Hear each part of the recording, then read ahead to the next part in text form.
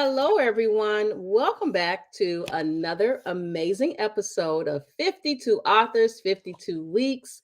Listen, if you have a young person in your household, bring them in to the viewing area now because what you are going to learn about today for you as mom or dad or aunt or uncle, it's important for you, but we really want to make sure that our younger generation understands this topic. So first, the book I have to show, as always, The Power of Connections. Let me read the subtitle.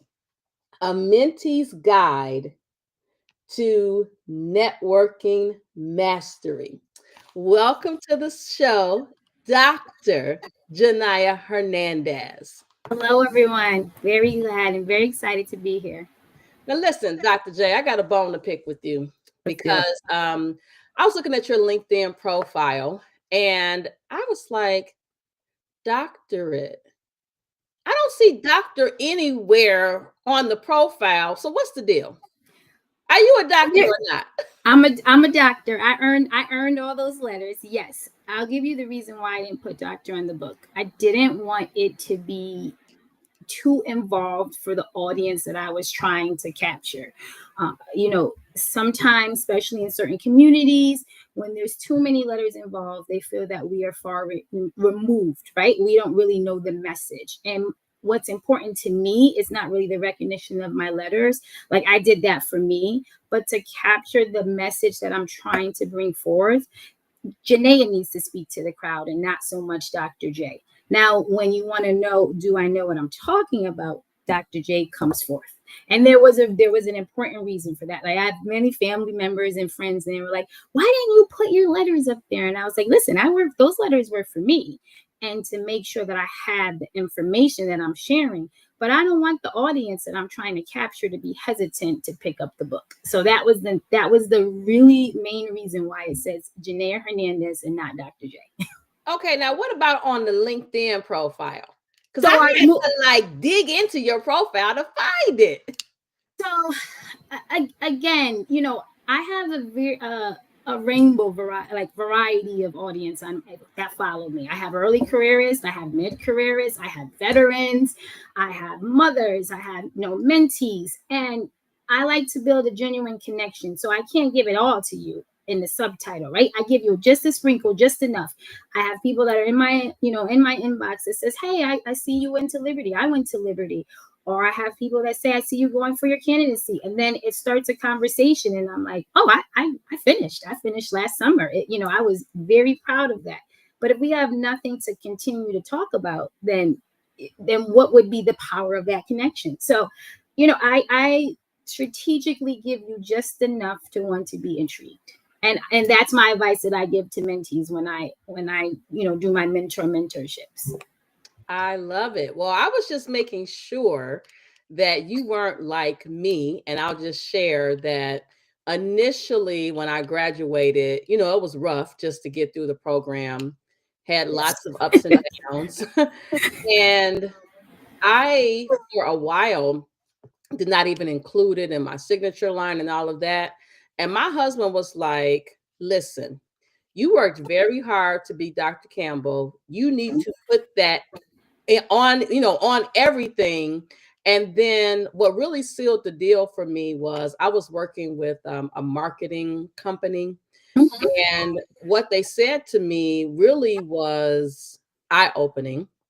But they said people aren't going to purchase your service because of the name of the business. And at that time, my business was Physician Practice Resources. And they said they're not going to come to the business based on that name. They're going to come based on your name. And so you have to put you in front of everything else. And so that kind of stuck with me. But I do like that you are tailoring your presentation to your audience, because I do know that sometimes people are intimidated when they hear the title of doctor. And I tell people all the time, I am from the South Side of Chicago, grew up in the inner city, went through all the struggles to get to where I am today. So I proudly wear it with like a badge of honor. Yes, and well deserving. And again, I think it just resonates with what you're branding, what you're selling. So I don't want to have anyone feel that they can't approach me.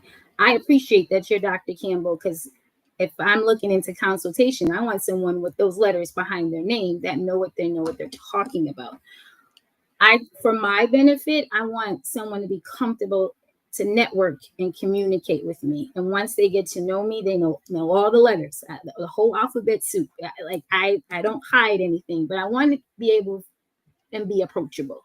So, and my friends tell me all the time, you need your next book, you got to make sure you put the doctor. I'm like, author Janaya is Janaya Hernandez. When I'm out at the business, at the board table, everyone in the room knows I'm a doctor. So I try to separate the worlds, but bring them together. I love it. So listen, let's dig into the book. And so let me just tell you, thank you for writing this book because my youngest daughter, who is 26, Miss Tiffany, has a bachelor's degree in healthcare administration. She's down in the Houston, Texas area. I sent her a message about attending a networking meeting for NASI. And she was like, I didn't go because I don't really get anything out of networking based on the events that I've been to. And so then my husband was like, babe, I think you're going to have to teach her how to network, and the importance of networking and the benefits of networking. But I don't have to really go through that whole spiel now because I have something to give to her that says it all. And then, of course, it's not mom saying it, it's Janaya saying it, right? And I think Tiffany will buy into it more. So I want to thank you for writing this book because I've taught in the higher education space since 97. And I tell students all the time, you have to network, you have to network. So I'm just going to tell you, my new thing is going to be, there's some power in networking. There's some power in connections. And I want you to buy this book Thank you. that I talks appreciate about it. it because then it's not coming from me. Because a lot of times I think people think we don't know what we're talking about because Yes. we've quote unquote surpassed them. But at the end of the day, I'll just speak for myself personally. I'm constantly reinventing myself, and I learned something in the book.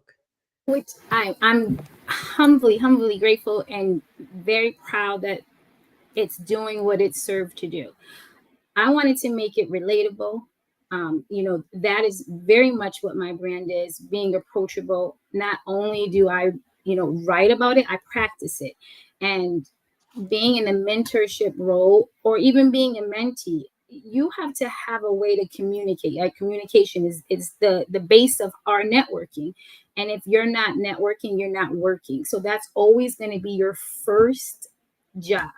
And how can we make that relatable to early careerists?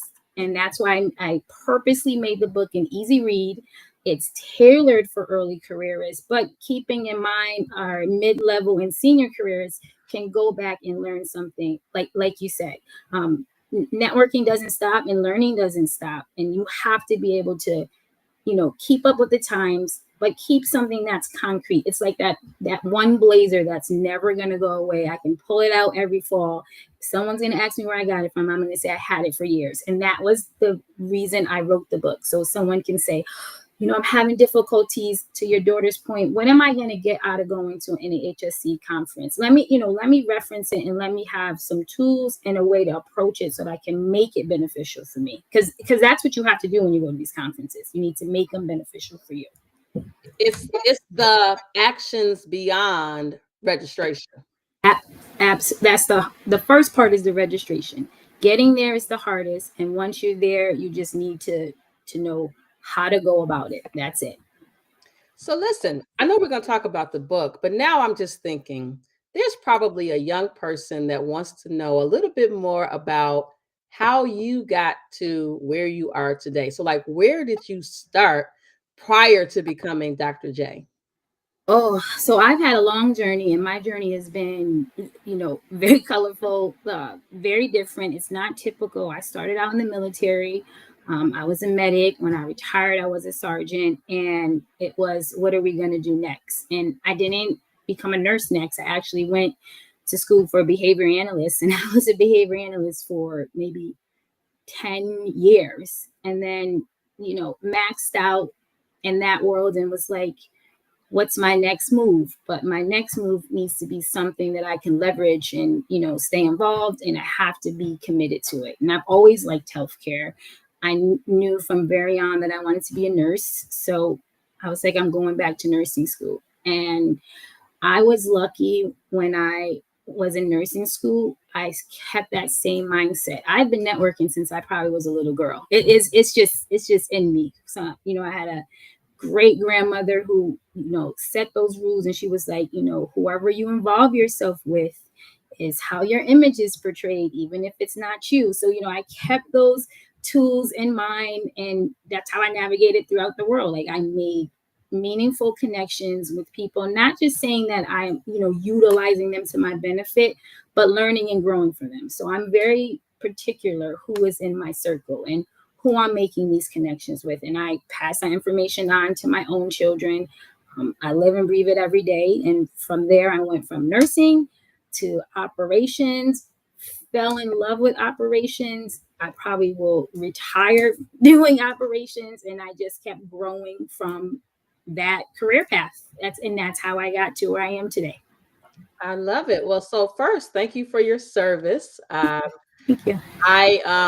You give me some hope because our son was in the Air Force and now he's in the reserves. He's also finishing a master's in healthcare administration. And so you give me hope from the perspective of even though he's made a few detours, he could still get back to the base, which is, we want him to be in healthcare because I believe healthcare is like one of the best industries to be in, and it's ever evolving. But with Always. his military background, I feel like he has so much to offer. And then, as you get older, it's certain things that you either don't want to do or can't do. So it's good to have some options. Yes. And the military taught me strategy. And that's why I went to get my doctorate in strategic leadership. It gave me the foundation. Like, we can pro and con anything from being in the service. So if something feels like it's not resonating to me, I go old school and I make a list. I pros and con it. And that's how my next move is made. So yeah, you have more than hope. He's gonna be okay.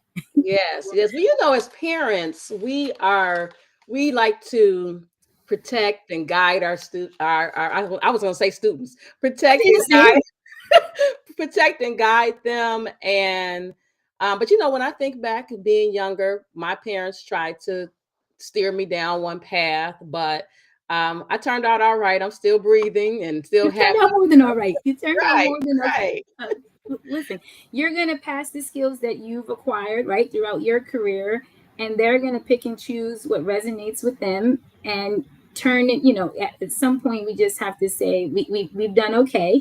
And if they listened, then they'll be okay. And we're here for them if they need encouragement. And that's exactly what I write in the book. Like, something that you can reference back to, so we don't always have to repeat ourselves. Yes. Okay, so we're about halfway through our segment, so we definitely need to get into the book for those of you who are just tuning in, The Power of Connections, a mentee's guide to networking mastery. So let's get into the book. So everyone has a why in terms of why they decided to write a book. So what's your why? My why, when I think about it, because I want to make sure that I explain it, because the why is very important to me. When I was first, you know, starting out in my career, I was lucky to like inquire and, collect mentors. And then when I didn't have a mentor, didn't feel as successful as when I did. So I wanted something in case you don't have a live mentor that you can reference when you need some guidance. And that was really the why. I started becoming very involved in ACHE, doing many mentorships, was a mentee and a mentor for the New York regional chapter of NEHSC. And it hit me like I was doing a presentation and someone was like, you need to turn your presentation into a book because I learned a lot from it. And I was like, really? And they were like, no, really. Like, if you don't have a live human mentor, you'll be lost. And then now they can reference your book on not only answer some questions to their why, but how do you obtain a mentor and utilize it for its purpose? So that was the main reason that I wrote the book. That was a smart decision. And you know what? You in the book you talk about you never stop really learning about how powerful connections are. You never stop connecting. Never. You should be connecting with others. And so I think that sometimes people are afraid to connect with others because of fear. And I will tell you, when I first started 52 Authors, 52 Weeks, it was just something that was really in my heart and spirit to do. But guess what I'm getting? Number one, I get books. My husband, like, if another book shows up on the front porch, but I'm getting books because I'm an avid reader. But I'm also every year getting to meet 52 individuals that I would not have had the otherwise opportunity to meet. Like, we may or may not have seen each other on at ACHE or at the that might not have happened, right? Exactly. But this has happened, and so now when we get to Houston, we have looking for each other. We have a connection. And I'm glad that you brought that up because while I first was starting out just writing the book, I saw your Instagram. And yes, and I was like, when I tell you manifestation is real, manifestation is real. And I was just having like I make it my business to have like a coffee lunch or date like monthly, stay resonated with the connections that I have, because even though you're acquiring new connections, you want to be you know honest and truthful and honor the ones that you already have in your bucket. And I was like, I think it would be wild if I can get on 52 authors, because I tune in and I watch it, and then I get books out of it that I can pass along, because I love a book club. I'm in many of them. they're when do on you my sleep? that's where the military comes in. Not really, but I love reading and I love learning. Like it's a hobby of mine. So when people say, what do you do outside of healthcare, that's what I do outside of healthcare. And I probably jumped for joy. You probably saw how excited I was when we connected on LinkedIn. And I was like, when I tell you that it works, it works. When you put down and you have a plan and you stick to the plan and you build your advisory board, the things that you are working for will come to fruition. So I believe in it. And I thank you. Thank you for having me on here. Well, I'm excited for you to be here because number one, I think in the last year and then now we're into 2025, I've only had maybe one or two authors that are speaking to networking and careers. And in my opinion, this is something that you need for life. It's never going to end. And my grandfather, at 104 years old, I saw that. Oh my! he's still networking. Let me tell you, when the pandemic hit and they were rolling out the vaccines, the pharmacy called him, was like, Mr. Campbell, we got your COVID vaccine. I'm like, see, that Ready. right there speaks to how powerful connections are. Yes. And people think that networking is just for your career. No, networking is for everything. You need advice on and in work, like everything. You should be making meaningful connections amongst you. That's how you build friendships. That's how you find out who's genuine friendship, and then you can separate who colleagues are. It really is the base, and I wish that they went over it in middle school and high school, because it's necessary to prep these early careers for college. So, well, this is my vision. My vision is that Dr. J is able to go into the schools, whether it's virtually or in person, and reach the younger generation. Because this is my thought process. we go in there, we have the career day, and we talk about being a doctor, lawyer, whatever the different professions are. But honestly, this part here, the connections part, is critical to navigating that whole journey. You think about it. An example of a connection is, oh, you want to be a doctor? Okay, I got a neighbor that's a doctor. I'll connect you with them. Maybe you can go to the office and observe, right? So it's the Exactly. connections that span across our entire lifetime that's really what helps us be sustainable. I agree. And that's how you do trial and error. Because when I was a kid, probably, I mean, I've lucked out wanting to be a nurse, but I also volunteered at doctor's offices. So I knew that that's what I wanted to be. And everyone knows someone who knows someone. And based off those connections, I was able to get a lot of internships, join a lot of programs, find out about a lot of programs. And literally, from the time from sixth grade on, it really should be taught in the school system, and the advice should be given to. But now we have mom and dads and everyone that has a book, and we have a platform, and now we know we can take charge of that. So I'm on board with your vision. I love it. I see it. I see it because here in Chicago, and I should give this disclaimer because my husband and I, do not live in Chicago. We grew up in Chicago, and then when we became an adult, you move out to the suburbs. But they had this thing called No Child Left Behind. And I think that the premise behind it was good, but there were some pieces that are missing. Mhm. And okay, we talk about connection. Let's just talk about socialization skills, which some kids don't have, and you need that for life. I'll be the first to admit, as a person who is very involved in their career, I'm not out and about a lot, right? I'm comfortable being in my office, working, chatting via the computer. But there are some people who don't have relationships established outside Yes, of the cell phone, and that's a problem. yes, it is. Yes, and then when they are the ones who actually have a lot to benefit and bring to some of the projects that could be successful if we had their input, but we won't get their input because they're too hesitant to connect. And that is a problem. So if you read some of these chapters, it can give you a little bit of courage to, maybe not come an introvert to extrovert, but at least have a foundation and a startup question so that you can build these connections and really utilize and, take your career to the next step or whatever journey that you need in or outside of your career. So that was the goal in mind when you asked me what was the why. So I'm hopeful. I'm appreciative, of platforms like this, and I hope that it serves its purpose and it does what I intended it to do.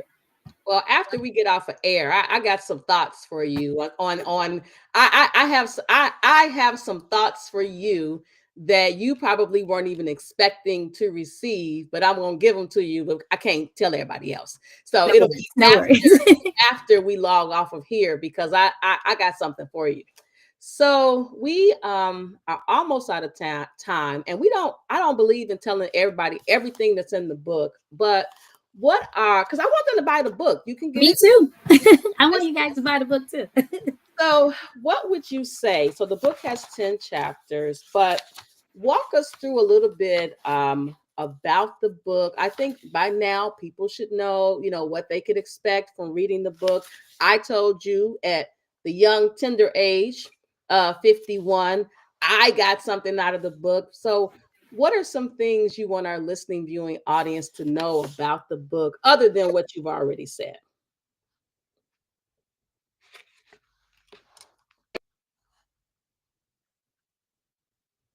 Utilize that. There's some technology. What to do when you're in conferences, some question openers, some icebreakers that you probably wouldn't have thought of on your own. And, we give you a little phrase and some bulletins and just some practices that you can do so that you can make it you and you just get the boost that you need. And that is what you can get from the book from chapter 1 to chapter 10. I love it. So, as a reader, we always have our favorite chapters. And so My favorite is the power of connections. I knew it. I I knew it. it's just, you know what? Speaking from personal experience, and this is no lie, I've gone to a conference, and one of the things I realized, we've been throwing out all these abbreviations. We talked about ACHE, the American College of Healthcare Executives. We talked about NACI, which is the National. Association of Healthcare Executives. Yes. And then I belong to four organizations. That's another story for another day. Yeah, we're They, the they, same. they each serve a purpose, but I remember like it was yesterday. So I went to a conference in Denver, and as a part of the American Health Information Management Association. And I was sitting there chatting with someone, and they said, you know what? Somebody's hiring for your exact skill set. And they connected me with the person. I left Denver the following week, went to have an interview. They flew me in face to face, got the job. Amazing 3-year experience with this company. But I would not have known about that opportunity if it wasn't for that connection. And then that connection, we're still connected today. Yes. Even though a lot of connections I have, I may not see but once a year. I'm that person. I'll have their birthdays in my cell phone, and I'll Me I'll too. text them Calendar. and say happy birthday, right? Just because I believe, and this may sound morbid, but I don't want my last conversation with someone to be over a casket. And so I I do. believe in continuing Anyway. to connect because connections are key. So for me, I'm all about the power of connections chapter. It was my, not everything else was good, but for me, It resonated. it resonated. Yes. That chapter sticks out to me as well. It's the base of the book. It's I don't want to say it's like the one that brings you in, like the branding that brings you in, but it sums up the book nicely. And then as you read on, so you're like, okay, you're giving me the power of connection. How do I go about this? And as you read on the book, we start getting into how do you go about this. And the sequel to the power of connection, from connection to excelling to excellence, really is okay. Now we gave you the tools for the power of connection. What are you going to do with them? So we're probably aligned in some ideas. And of course, we're not going to give it all to the audience right now because we want you to get the book. We want you to get the book. We're testimonies of the book before the book was written. So I really, not only did I write this on paper, I practice it every day. So Yes. So listen, if there's someone out there who is a university professor, dean, you need to get this book in a class because in order to be successful in life, you need to know the subject matter, but you need to have connections as well. I yes. remember one of my favorite classes in graduate school was a class that had a book that we had to read outside of the healthcare admin Mhm. book. And reading that book, it was a manufacturing book, but the processes in the book, the strategies apply to healthcare. And I think oftentimes we're so laser focused on that one subject, not realizing the power of connecting the two disciplines together, right? Why do you think we talk about Ishihara diagrams and all of that, right, in healthcare? Exactly. So you have to reach over to the aisle and get those resources that can help you navigate. Yes. I mean, I really think it's beneficial to our early careers. It resonates with our mid careers and it keeps us grounded with our early careers for our senior careers because that's the circle of connection, right? How are we all resonating and being able to communicate with each other? So, Yes, I love it. Well, we are out of time, but do you have any final parting words for our listening, viewing audience? Also, please tell everyone where they can find you because I am sure there are some that are saying, I need a little bit more of Janaya. I need a little bit yes. more. Yes. You, I'm very active on LinkedIn. Janaya Hernandez. If you look me up, it pops right up. You'll see that bright pink blazer. You know, it's the eye opener. The book is on Amazon. It actually will be going to local Walmarts coming soon, and the audio version this spring. Very excited about that. And if you want to email me, I have two emails, very simple, powerofconnection101@gmail.com. And then I have just my name, Janaya Hernandez, Janaya113@gmail.com. And I make it a priority to respond to everyone that reaches out. So I love it. Well, I personally want to thank you for coming on 52 Authors, 52 Weeks. This episode will air before we see each other in Houston. I'm so excited about that. I got all my accommodations all squared away, hotel, airfare. I mean, that airfare. Apparently, there's like a rodeo or something in Houston. at the time we're going, yes. Woo, I mean, that airfare was Get your high. get But your you know ticket. what? But I'm worth it. And so I decided to, pay the cost. And I have two signed copies, so you can have one for your daughter and one for your son. And Well, I'll make sure to bring them to Houston. And I'll get you one too. I got you. I yeah, got you. I need the name in there. Well, listen, everyone, this has been another amazing episode of 52 Authors, 52 Weeks. I am enjoying this journey. I hope you all are as well. And I'll see you next week.